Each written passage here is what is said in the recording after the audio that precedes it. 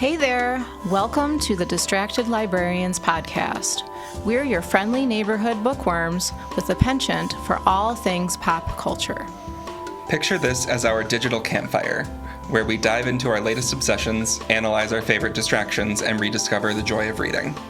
Whether you're a media enthusiast, a book lover, or just need a break from the daily grind, you've come to the right spot. So kick back, relax, and get delightfully distracted with us. Hey everybody! Today on the Distracted Librarians, we're going to be talking about in defense of audiobooks from a library standpoint. I'm Nicole. I'm Amanda. I'm Killian. And I'm Drew. All right, so do you guys remember the first audiobook that you ever listened to? And what did you think about it? I don't remember a specific audiobook because I was so young, but when I was a kid, I had the little Disney books on tape. It came with a little paperback and the cassette tape and the little bright colored tape player. And I loved those. I, to this day, remember the sound it made to turn the page. And I remember just like being sprawled on my bedroom floor with one of those playing the tape and reading along. And yeah, so I loved them from day one. Wait, was it like a musical chime to turn the page? Really? Yeah, at the start it was always this, when you hear this sound, turn the page. And it was this little like magic-y sound. I can't recreate it or I would, but I know I hear it in my head. No, sing it immediately. No. I definitely had that too. I had a Care Bears tape recorder or tape deck. And I had a bunch of tapes and books also. We have them as media kits in the library now. Of course, they're on CD. They're not tapes anymore. But that was like my parents' way of not having to read to me every single night. They would just hand me a tape, and I would go and listen and flip my pages myself. It was so much fun. Yeah, mine was the first Harry Potter, such that is now, but it was like a 10 cassette box. Oh my gosh, the cassettes. Yeah. Yes, it was huge. Yep. If you're going back in time to cassettes, then that was like formative years. I think I missed that era because I didn't really get into them until CDs, and I had a car that had the CD player in there, and I would carry around these like multi-CD books. And there wasn't one that's really significant, but I do remember going through, flipping them through the different 6 CDs to listen to a novel in my car. And that was like really gold as a high schooler or a college student, and you have no money. And so you're just going to the library to get CDs for music and audiobooks. So good. Sure. My cars were always too far behind to do anything current. So I used to work at a bookstore, and I remember seeing, we had the books on tape, and they were so expensive. I mean, so expensive, like hundreds of dollars. Still are.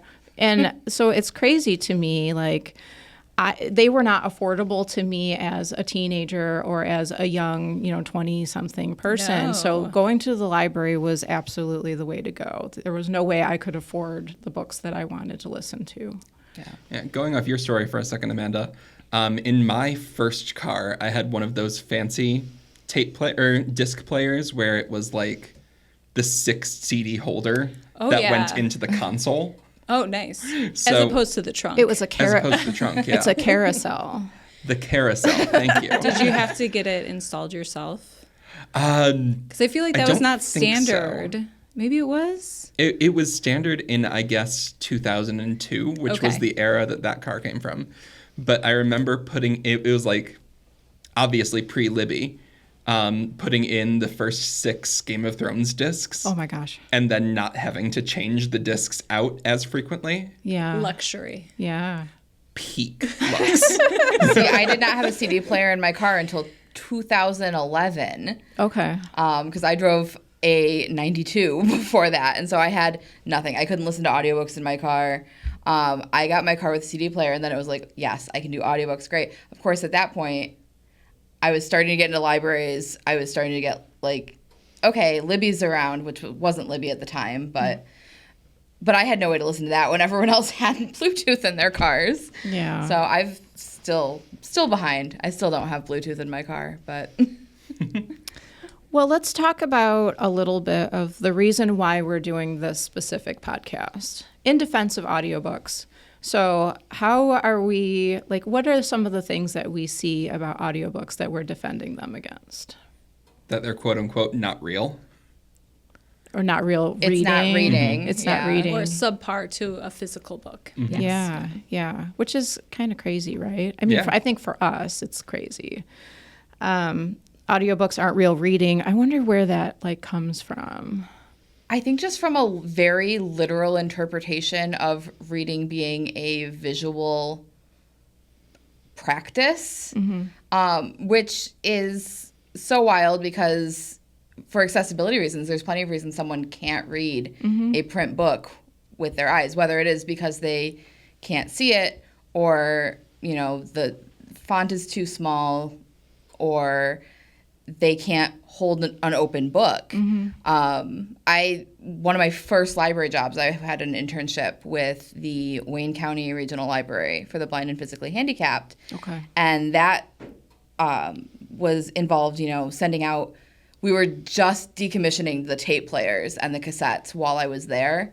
But they had been sending cassette players out to folks who couldn't read print books for whatever reason.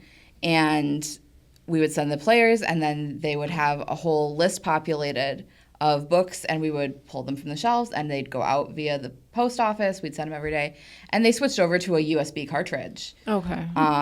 But yeah, it was, you know, there's so many reasons that people were a part of that program. And it wasn't just because they were blind or, you know, it was couldn't pick it up, couldn't hold a book. So many reasons. And I would never tell any of them that's not reading a book. Right. So many of them course. read so many books. Exactly. Yeah. We'd send them like 5 a week. And what an interesting job. I mean, when we think about public libraries, and that's such a specialized library, that's very cool. And that service is still around. It's just not quite as isolated as that library itself was. But you see the Braille and Talking Book Library as part of a lot of different public libraries. Cool. Yeah, my personal hot take theory is that it really is just a failing of the English language why we have this debate. Because we have the same word of reading to like process words on the page as we do to read to like absorb this book. And that's the disconnect. Sure. And the other languages don't have this issue. I love the linguistic standpoint here. Well, I think it's important to think about audiobooks specifically as a way to support literacy, especially when we look at kids and families. You know, for Killian and I to remember, like, actually reading a book by listening to the tape and looking at the words on the page, that was a way to kind of build a love for books that, you know, that we have now. So for kids and families, especially for children that might not actually be really reading yet, it is a way to kind of connect the word to the sound and push literacy in a way. So I think that they're invaluable for the children's department. It really supports like learning correct pronunciation of things too, because it's kind of a meme on social media about like the words that I didn't pronounce correctly because I only ever read them. But that's such a thing. And so it's the same thing with names, especially in fantasy audiobooks. Like being able to hear someone say it, a game changer. Yeah, totally. Oh, I do that constantly with like high fantasy books that I get.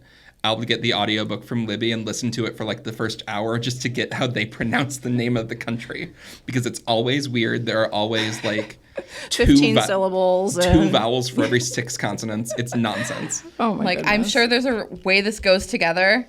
I don't have it within my grasp of language. Totally. Wow. So audiobooks boost vocabulary and comprehension, especially for kids, ESL learners, and neurodivergent readers, which I think that's really important also. You know, I specifically listen to audiobooks in very specific parts of my life. Usually it's during my commute or while I'm walking my dog. So, and I know that you guys may also have your special time when you listen to audiobooks. I can only do audiobooks in the car, and it makes me very sad. Okay. Yeah, I know people that will like do their chores, like their household chores, and listen to audiobooks. And I'm like, oh my gosh, my kids' socks would be like in the refrigerator if I did that. That was literally me on Sunday. Drew, I was messaging you. Which day was that? Sunday. Sometime this weekend. I was like, okay, I have a to-do list and I am overwhelmed by it, but I need to get it done. I have an audiobook and a dream. Let's go. And so I was like, noise canceling headphones. And I had my audiobook going, and I'm like, okay, gotta clean out the fridge, gotta, take the garbage out. And I got most of it done. So Good. I think if you ever have a really big task, like I listened to an audiobook that was a little over 6 hours while clearing out the garage. Okay. And it was almost an entire task to book length of time. And it was Okay. really satisfying to just like dig into the book and just like put my head down and like keep going. Yeah. It was great. Cool. I noticed for me, I have to really be aware of what the book is that I'm choosing, because if it's something that's too involved, I will just abandon what I'm doing and sit down and get very wrapped up in the story. So it's got to be something I can kind of come in and out of a little bit. But I also use audiobooks to fall asleep. They're just ones that I've read so many times Sure. that I can come in anywhere and I know what's going on. Yeah. So it just depends on what I'm doing. Definitely. We aren't big public transit people here, but like if I was riding the subway, Oh my Oh, gosh. yeah. Oh, yeah. Oh my gosh. I would be like crocheting and listening to a book, and Yeah. I would accomplish so many things. It'd be great. One of my friends swears by audiobooks, reads them all the time, and will just sit at home on her couch playing like mobile games while listening to the audiobooks. I can't do that. There's just no way. I've done some of the cozy games, the cozy management games that stress me out. I can do them if I'm listening to an audiobook. The cozy management games that stress me out. We've talked about this.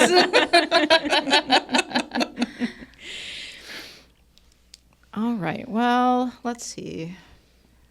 Do we have any favorite narrators or favorite audiobooks that we really love? Can I talk about a narration style? Sure. Yes. The full cast audiobook is one of my favorite things. I love that too. I because really do. It's so good.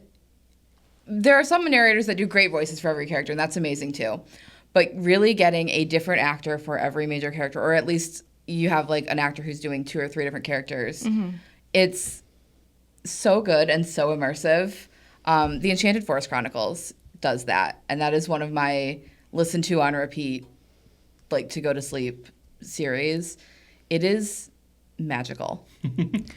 I think like specifically that full cast kind of whole thing for audio is important. Specifically, personally for me, if it's a book that has a lot of different characters and keeping everybody straight, like these fantasy books that have got like 42 characters and they're all from different things, and you almost need like a glossary of characters just to keep track of them. And everyone's name starts with an A. Yes, absolutely. So like perfect example, Game of Thrones. I would have had a miserable time reading those books if I had not listened to, an audiobook version of it. Or Dune, which we've talked about Dune before and how difficult. Like I could not read that book to save my life, but full cast recording, and suddenly it all makes sense. Because I can remember the voices. I can't remember the character names or what's going on or Names who's are cousin so to hard. who. Yeah, totally. No, my problem with answering your question is that I don't have a favorite audiobook narrator because I don't process that as like a good thing. Okay. Like I've never sought out an audiobook reader or listened to an audiobook and said, hey, the reader did a great job here. If they are doing a passable job or better, then cool. I'm able to get into the book. We're all good. I only remember the bad ones. Yeah. Oh, the bad ones. Yeah. I mean, there are definitely bad narrators, that's for sure. There is a romance that I read through audiobook. I was just talking about this like 2 days ago with Lauren, where the guy's normal speaking voice was here. And then one of the guys that he read was a little higher, but like still generally within the same. frame of a voice. Okay. And then the other person talked like this, and I wish this was an exaggeration. Oh my God. It was painful. How far did you get in the book? To his first line. Okay. And then you're like, nope, I'm out. Yes. Wow. To the first line of like that character speaking. I was like, mm-mm. So you can go down that route where it's terrible, but like on the flip side, Dreams of My Father by Barack Obama, where he does all of the different voices and different accents. Ooh. Brilliant. Oh, I'm telling you, wow. it's so good because Yeah. he does like his normal voice and then his like Indonesian accent when he's in Indonesia, the Kenyan accent when he's in Kenya. Oh, yeah? It's Wow. like really well done. And he's already got a pretty great voice to Yeah, begin yeah. with, so that's pretty good. Wow. All right. Well, I think let's see, what genres translate better than others in terms of audio? What do you guys think? I think memoirs are a big one because you can have the author read it themselves. And I love that so much. I listened to The Tao of Willie Nelson Oh, nice. on audio, and Willie is so great. He's so great. He's like funny and charming, and it's perfection. So I know there are a bunch of other memoirs that can do that too. So Well, I was going to say, I mean, this is somewhat memoir, but also going into comedy, because comedy is my other favorite genre. Oh, okay. Is David Sedaris. Like any David Sedaris book narrated by him, which I think he's only had narrated his own stuff, is brilliant. I'm like cracking up. He has all his like little inflections and sort of like will imitate someone's voice, his parents or his sister or himself at a younger age, and it's brilliant. I love that.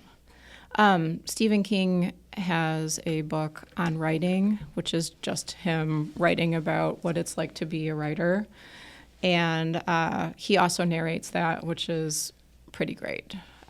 Stephen King's voice is not like what you would consider to be a great audiobook narrator voice, but there's something about him reading his own work that really makes it, I don't know, special in a way. I don't know. So I think that works for some authors. There are some authors where they've narrated their audiobooks and I listen to them and I'm like, it's fine, but it could have been but better. it could have been better with Yeah. someone who like voice acting is what they do and everything like that. And I think now I'm gotten pickier about narrators because there's so many voice actors that have come across my TikTok For You page, and I see them all like they'll do lives of themselves like recording things, and I'm just like, there's so much good out there. So now I'm really picky, and that's making my life a little more difficult sometimes. So bringing it back around to like why audiobooks are important, there's like, I do want to mention the intimacy of being read to, which I think is also definitely a benefit of listening to audiobooks. I know for my kids, we read to them every day. We constantly have a book lined up that we're reading to them. And I know that that's something that they're probably going to love as they get older. They'll just, I mean, I clearly can't read to them for the rest of their lives, but maybe somebody else, they can find another narrator or something to read books to them. Yeah. So I don't know, maybe that kind of goes back to like oral tradition in a way. Like that's a cozy thing for human beings to listen to someone else read to them. Well, and I think now we stop reading to kids so young a lot of the time. It's, okay, you've learned to read, you can read for yourself now, and it's still nice to be read to. Oh, sure. Drew and I were actually in the same YA Lit class in undergrad, and the professor read part of a children's book to the class every day at the start of class. That's And wonderful. that was super so cute. cool. Aw. It was really, really cute. It was, you know, being fully an adult. It was my last year of college, and just having that intro into that class period was actually really nice. It let us all kind of get settled in, and it was one of my favorite classes. It's actually the class that made me become a librarian. So Okay, very cool. that class has done a lot for me. Yeah. Yeah. I think narration can be like soothing if someone has like a really great voice. Oh, yeah. I mean, if you think about like kindergarten and like a teacher is reading you a book in their like sing-songy kindergarten yoga teacher type of voice. But then I also had a professor in college. It was for an English literature class. And he was this like skilled narrator. Okay. And he just like would read us these long passages of like Faulkner and whatever. And it was really powerful. And you sort of get the sense that like, no, this was meant to be read aloud. Sure. It makes a big difference. That's something I think every Shakespeare class will tell you. Like, anytime you take Shakespeare, like, this was not made to be read on pages in a book. Mm-hmm. It's really not. And you can, like, it's so much easier to watch and listen to than to read from paper pages. Yeah. And before, like, we as humans all learned to read, there was just oral tradition. So, I mean, like, maybe there is something from an evolutionary standpoint to that. But I think from an artistry standpoint, absolutely. And also, I believe that audiobooks have come a really long way. Like, from what I remember, even those little cassette tapes that we would listen to, like, they were not exactly a dramatic presentation of anything. It was just a person with a nice voice reading what was on the page. And now we have these narrators, you know, and they have awards for people that are audiobook narrators that are so good. But, like, keeping all those characters straight and having the different voices and being able to do different accents. I mean, I've listened to audiobooks where there's like 4 or 5 different accents, and it's amazing that these people are able to do that. It is like a true skill. Voice actors will never cease to amaze me. Whether it's audiobooks, you also get, you know, anything animated, TV shows, movies, video games, any of it, that's all voice acting. And a lot of times they're doing audiobooks in addition to doing these different roles. And it brings the story to life in such a special way, no matter what medium it's in. Mm-hmm. So, and it's wild if you start looking up names, the different characters people have played. Oh, yeah. And you're like, wait, I didn't know so-and-so was this and this. It's couldn't be me. Like, I have a single voice, and that's all I got. But the ones that amaze me are the ones that are doing multiple voices in the same show. Like, you get like a Seth MacFarlane who goes and does an interview and just drops into all of his different characters. That's amazing. It's hilarious. Yeah, totally. All right. Well, I hope that this podcast today makes you all want to go out and listen to an audiobook, because we think that they're important, and definitely it is absolutely 100% reading. It is really reading, and we'll talk to you next time. Thank you for joining us for this episode of Distracted Librarians. Many thanks to BCTV for their support in recording, editing, and releasing this podcast, and to the Friends of the Library for sponsoring closed captioning on every episode.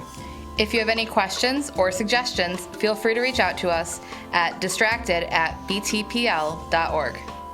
Until then, keep those pages turning and those screens lighting up. We'll catch you in the next episode. The views and opinions expressed in the Distracted Librarians podcast do not necessarily reflect those of Bloomfield Township Public Library, Bloomfield Community Television, the Birmingham Area Cable Board, or its producers or production staff.